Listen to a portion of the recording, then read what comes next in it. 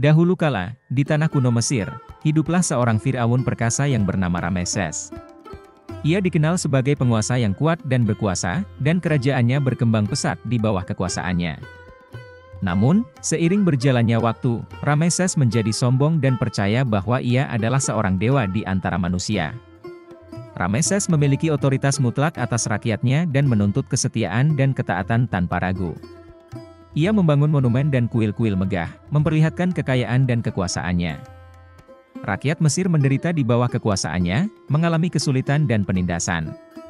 Suatu hari, seorang tua yang rendah hati dan bijaksana bernama Musa muncul dari padang pasir. Ia mengaku sebagai utusan kekuatan yang lebih tinggi, dikirim untuk menyampaikan pesan kepada Rameses. Musa berbicara tentang keadilan, kesetaraan, dan kebebasan bagi rakyat Mesir. Ia memperingatkan Rameses akan konsekuensi dari sikap tirani dan menuntut agar ia melepaskan budak Ibrani dan membiarkan mereka pergi. Namun, Rameses, terserap oleh kesombongannya dan meyakini status ilahinya, mencemooh tuntutan Musa. Ia menolak mendengarkan, menganggap orang tua itu sebagai seorang penipu semata.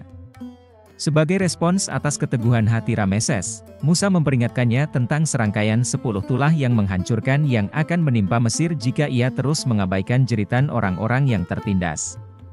Seperti yang dijanjikan, Musa melepaskan serangkaian tulah bencana di atas tanah Mesir.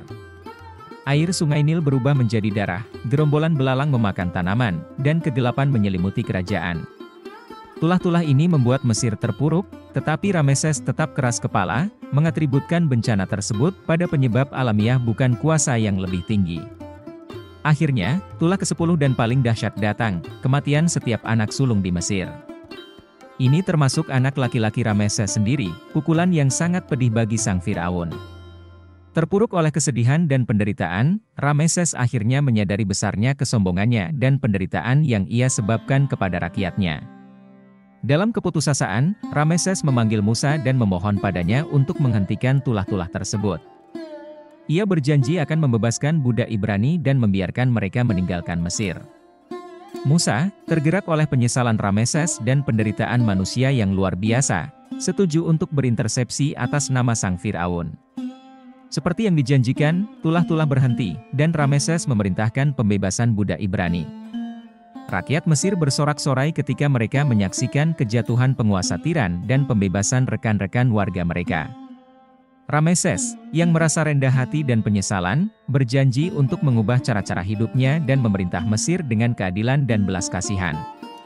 Sejak hari itu, Rameses menjadi seorang Fir'aun yang berubah. Ia mendedikasikan dirinya untuk membangun kembali negara dan mengganti penderitaan yang telah ia sebabkan. Di bawah kepemimpinannya yang baru, Mesir berkembang pesat, menjadi sebuah tanah yang terkenal dengan kebijaksanaan, keadilan, dan kemakmuran. Kisah Firaun Rameses menjadi pengingat akan bahaya kekuasaan yang tidak terkendali dan pentingnya empati dan belas kasihan dalam kepemimpinan. Ia juga menyoroti potensi penebusan dan pertumbuhan pribadi, bahkan bagi mereka yang telah melakukan kesalahan besar.